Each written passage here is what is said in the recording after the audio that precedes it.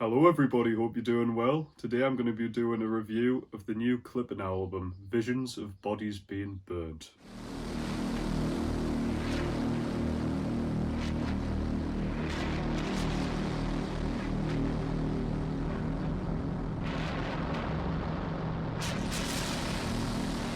Clippin' are a Californian-based industrial and experimental hip-hop trio that features rapper Davey Diggs and producers Jonathan Snipes and William Hudson. And these guys have been going on since 2012. We've released a few EPs, a mixtape, a handful of albums. But it wasn't until last year they released a horrorcore-themed album called There Existed an Addiction to Blood, and this is where I became a huge fan of them. The group, if you aren't aware, incorporate, obviously, hip-hop with elements of industrial and even noise music. All of which is stuff that I'm still quite new to. Noise especially, apart from Prurient, a bit of Wolf Eyes, and a few others as well. I can understand it being cathartic, but noise just as a whole is something that I would never really choose to put on. But like I say, I enjoy it when it's incorporated with other elements, and Clippin', I believe, have always done it pretty well. I've been aware of Clippin' for a handful of years actually. I downloaded Mid City, their mixtape, a while back, but never got into it, and even returning to it recently, it never clicked with me. It's a very stripped back and minimal project that incorporates a lot of noise with obviously David rapping, but I never felt like that these guys really found what they were going for with this project, even though prior to this they released a few EPs, some of the songs on which I enjoyed, like Face. But no, I never really got into Mid City, but in my opinion, the first feature-length album, the self-titled, is just night and day compared to Mid City. The songs on there like Story 2, Body and Blood, there's just, in fact, countless songs in there which I think are excellent. And I really do feel that this is where Clippin' really did find, their own path. And of course, we'll come to 2019 when they released There Existed an Addiction to Blood. And this thing, I think, is fantastic. It was my favourite album last year, and it featured a couple of my favourite songs of the year, La Mala Ordina, Blood in the Fang, and probably my favourite song of the year, Run for Your Life, which if you haven't heard that song, it's just a masterpiece in my opinion. So after loving that album and knowing that Clippin' have been very versatile with their releases, and there being a few years between Splendour and Misery and There Existing Addiction to Blood, I thought, yeah, just be patient, it'll be a few years and they'll try something new. But oh no, it gets announced that they release basically a sequel. And I look at the album artwork and I'm like, oh, is that like, because the other one looked like spikes in a wall, like getting closer to you, and is this even closer? Like it's going to get scary, and then it looks even closer, and I'm like, oh no, that's like loads of plied out teeth, and I'm like, ooh, we're going there, are we? Cool. So just basically 1 year later, they're releasing this thing, and obviously with me loving the previous album so much, I couldn't describe how hyped I was. And well, here we are then. So, is this album, Visions of Bodies Being Burnt, does it live up to the previous album? And I'd say it succeeds. It's better. Not that it can really get much better in my opinion, because I thought the previous one was excellent. But so now they do it. This thing is a lot more disturbing and cryptic, and just a lot more left field, if Clippin' could be even more so. There's no one I can think that would attempt to do anything with this sort of soundscape that they're going for. I mean, don't get us wrong, I know that my channel so far has kind of been geared towards cloud rap, which is a lot more anthemic and ethereal, but I love my darker hip-hop. I love groups like Dalek. I love just general horrorcore and Memphis rap, really into a lot of that. So this really is my cup of tea, especially of course with me enjoying There Existing Addiction to Blood so much. But I just am kind of stunned of how much this album is just for me. It's almost like these guys went over to my house and looked at my CD collection and went, oh yeah, so he likes them. Oh, so he likes them. Oh, I didn't know he liked a bit of that. Oh, I think we'll go for all of those sounds and put it together and make it work. It's like they made the album for me, so thank you guys. So let's get on with the track. So there's the intro, which, if you know Clippin', they're famous for having very intense and just, collar grabbing introductions, always featuring David showing off his fantastic flow, usually incorporating that with some very mechanical and off-kilter instrumental, usually with bursts of noise to let you know what you're getting into. And with this one, it's basically like, it just shows off how excellent just sound can be in the production on this, because all it really is, apart from like this disturbed scream, which I think was on the previous intro as well, there's just this 808 kick that just booms, and you think it's loud at first, but somehow it just gets louder and louder and louder until it just becomes this wall of just agony, but in a good way. And I just can't believe how intense this sounds. Like, these guys really should produce their own horror film, but I feel like if they did, it would probably end up being sort of Martyrs, sort of disturbing. Great intro, and then it obviously kicks off with the first track, which was the first single too. The track's called Say the Name, and this is just where I want to reiterate about how clearly Clippan have developed the sound and perfected what they were going for, because whilst projects like Mid-City was skeletal, I feel that the minimalist use of production and then contrasting that with this maximalist soundscape works extremely well, because it's used in a sort of horror theme, and it's just so well done. This track, for example, is very minimal, apart from having a sort of sub bass going on, and these sort of spaceship shooting noises. I can't really describe it. It kind of, I suppose, sounds like it could have been a track off Splendor and Misery, just with that sort of futuristic sound alone. But it's what helps really sell David Diggs' rapping as well, because it really brings his voice forward. And, you know, I've heard a few people say that his voice is really monotone and putting that in like a sort of negative connotation. I'm like, what do you expect him to really have a really vibrant tone when talking about things like he does on this project? You know, it wouldn't work. Rubber ducky, I'm awfully fond of you. Bodo, it's clipping, bitch. You know, having this monotone voice really sells this character of being really just misanthropic and just not giving a shit, which, again, this project's all about. You know, it's like the previous one was all about threaten, and this one is just like, I don't give a shit. I'm just here to just murder and mutilate you all. The lyrics like this, for example, helps show that. And this is a great opening. And going on about the quiet to loud contrast, I mean, this track, for the majority of it, is quite bare bones, but then it develops more and more, and the last minute and a half is like the introduction to a fantastic horror film, because it develops more and more and adds more and more textures to it, and it's just a great opening. So there's a handful of interludes which are on this project, and I think all of them are very effective, not only for being quite moody or scary in their own context, but altogether kind of add to this thematic concept which they've all got going on through this project, and the first one of which appears straight after Say the Name, which is called Witchboard. And I don't really want to spoil it too much, because just because of how well it works into the next track, it's just, I'll not spoil it, I'll just say listen to it, and I think it's very effectively done and very clever of the guys. And I don't really want to say it's sort of a jump scare, but it kind of is, and that's what makes the next track, 96 Neve Campbell, work so well, because the track basically uses beats with jump scare sound effects. I don't know, it's hard to describe, but not like really bombastically loud ones, but sort of, I don't want to say cheesy, but they feel like they come from a maybe Dario Argento sort of film or something along those lines, and they just work really well because of how they're spliced up, and again adds to this theme of pure dread. And the featured artists on here, Cam and China, apologies if I don't know the pronunciation of the female rappers' names, but they work extremely well on here. And in a way I kind of feel that the song's a sequel to Run For Your Life, because despite that track being a story about one guy running away from a girl, these two girls are basically talking about killing everybody.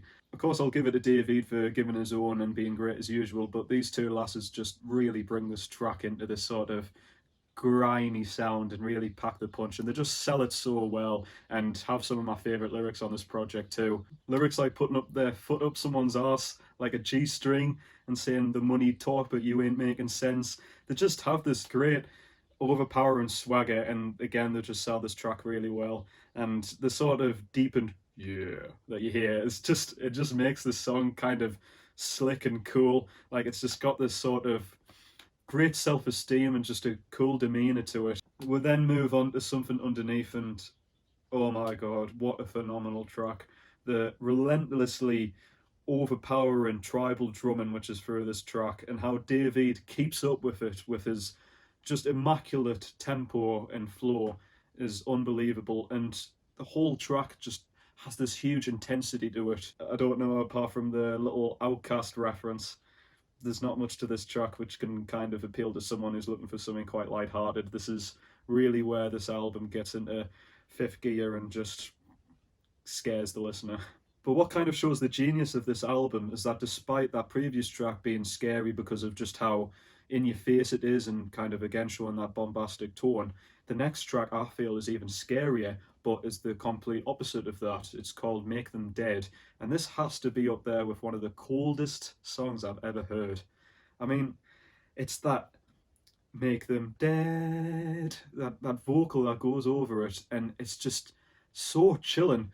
And again, the lyrics kind of talking about the lack of faith, or the lack of faith that's put into reality, and how it just barely helps situations that kind of affect someone's life. So talking about it being minimal, I mean, apart from a kick, there's really just this scrapey noise that's going through the whole track. And again, talking about how minimal is effective, it just makes the whole track really feel claustrophobic. And then we've got She Bad, and this is what I'm on about, guys, when I'm like, it's like Clippin came over to my house and looked through my CD collection and found out that I'm a big fan of late era Disturbed and Scott Walker, because this song just screams bish bosh. It's got these disturbed warbling horns and these really icy synthesizers that are used. With that album, Scott Walker basically is telling a story, and the music accompaniment kind of makes you feel what that track's like. For example, David talks about a 200-year-old gate, and not only do you get samples of a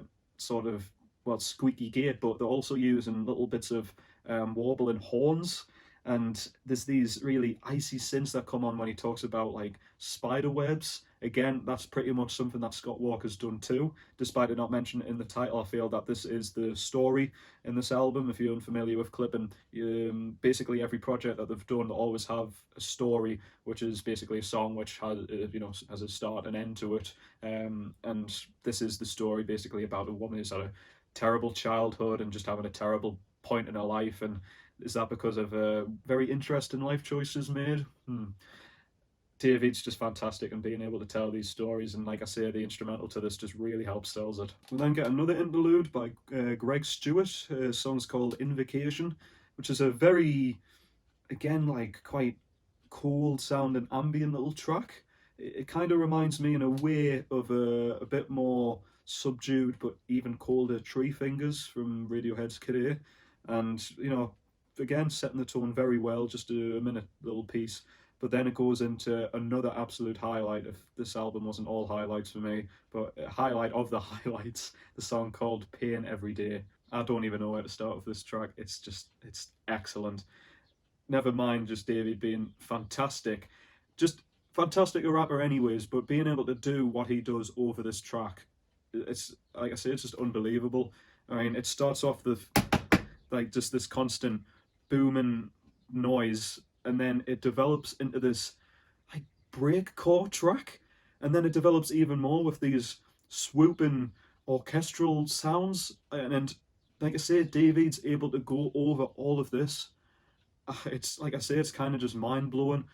I've never in my life thought that I would ever hear something that kind of sounds like Nuts era Aphex Twin, and hearing someone capable to rap over something like that. It's an absolute highlight. Easily going to be one of my favourite tracks of the year. Boris has just went off for his walk. Check the locks of the next track, and I think once again it's great. I love how this is probably one of the more catchier tracks. I think David has really brought an earworm hook here, and once again, love the instrumental. It's got the sort of drony, reverbed, soaked drum pattern to it. And once again, I think this track's very Argento with the sort of synthesizers and arpeggiators which are used here. I do feel like this is something I could have heard probably off Suspiria. And then we've got Looking Like Meat. And I don't want it to be a thing where I'm loving this album and my love for it might wear off eventually, but this probably is one of the, if not the hardest hitting hip-hop track I've ever heard in my life. I've got personal just favourites of all time which are up there for me, like Waka Flocka's Karma, Jizz's Fourth Chamber, a lot of obviously Death Grips tracks like System Blower, or Punk Weight. But this is a contender, easily a contender. I can't believe how nuts this thing is. It's unbelievable. It blew my mind, honestly, when I first heard this track. And just as soon as that distorted as hell beat and those, oh my god, those, like, I don't even know what they are, like synthesizers or whatever. I've never heard anything like it before. The closest maybe is, if you guys are maybe familiar with Big Fish Theory by Vince Staples, there's a track on there called Yeah Right, with Kendrick Lamar. And I think just thanks to Sophie's production on there, it's kind of got that similar sound to it. But this just, I think, nearly knocks that song out the park for what it's going for. It's unbelievably noisy and just, I don't know, it's just so cathartic and just adrenaline rushing. And it's just out of its complete mind. Most people say things go from 0 to 100, but this track goes from 100 to 100,000. And especially with this featured rapper, H09909 or whatever, it just goes even more nuts with him. It's just unbelievable. And we've got the Drove interlude after that. I'll be honest, when I first heard this, I thought my iTunes was on shuffle and it went on to Pink Floyd's Animals. But I have to say, not only do you obviously hear this sound of cattle and sheep, but you hear a cricket chirping, and also on top of that you hear these mechanical sounds, and it's like, I've heard some people describe this album as like it was made in a factory, and if that's the case, then we've moved on from a factory and now we're in a very corrupted slaughterhouse. And I think that sells it really well, because we then move on to the next track, which really does sound like it's just sampling a load of scythes and saws being sharpened up. It's very disturbing. We've got Eaten Alive, and once again I feel like the lads have just went through my CD collection and discovered that I'm a big Tom Waits fan. So with this one, I believe that they're referencing throughout the whole track the film, which is called Eaten Alive, which is the second film by Tobe Hooper, infamous for making the Texas Chainsaw Massacre, and my personal favourite, Texas Chainsaw Massacre 2. And going on about Tom Waits, I mean, this really feels like one of the songs that Tom Waits would do when he's occasionally throughout his discography making these very similarly creepy, again, story-driven songs which don't really have normal, typical musical instrumentations that accompany the lyrics, but they're more used for soundscapes, talking about songs such as The Ocean Doesn't Want Me Today, or What's He Building in There, or Ninth and Hennepin, tracks like that. And again, these guys, I really feel, use the instrumental on this track very effectively. This track gets even more scatterbrained and quite avant-garde with its free improvisation ending.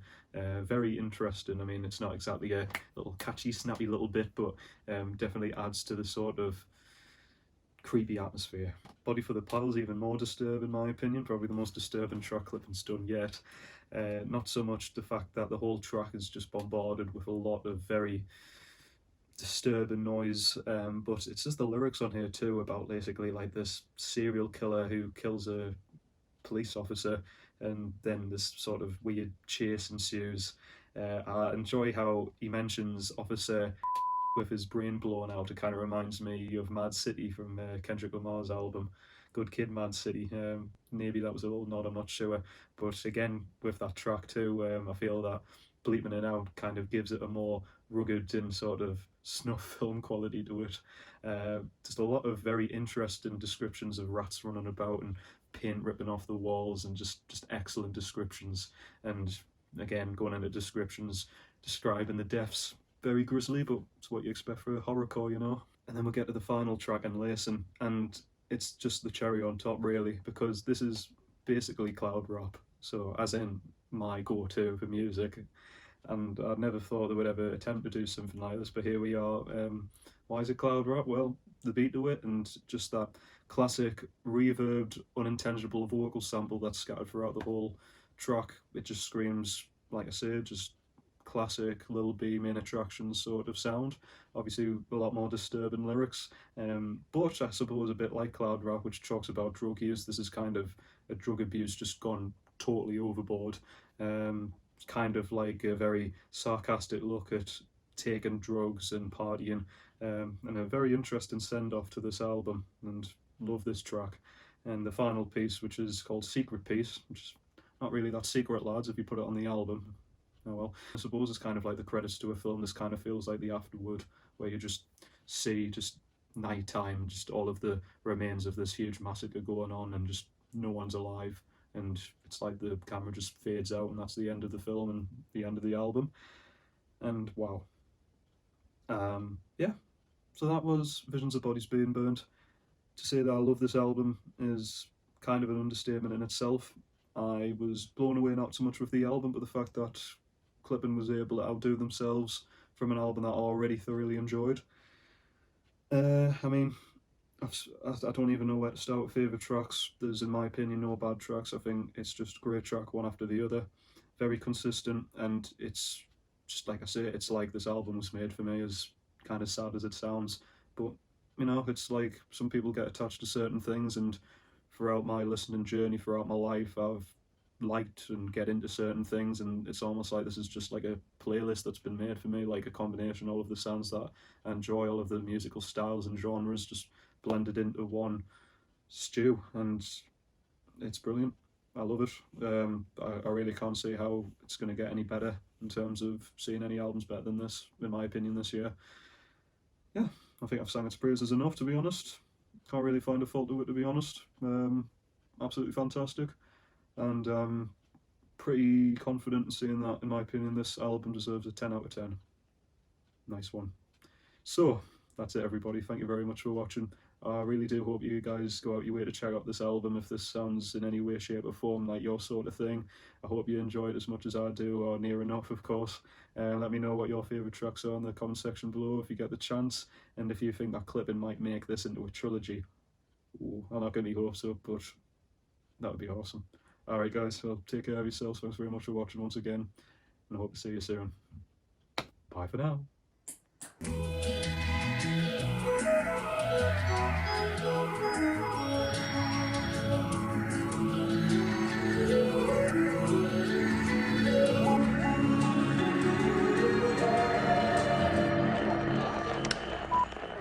Thanks for listening.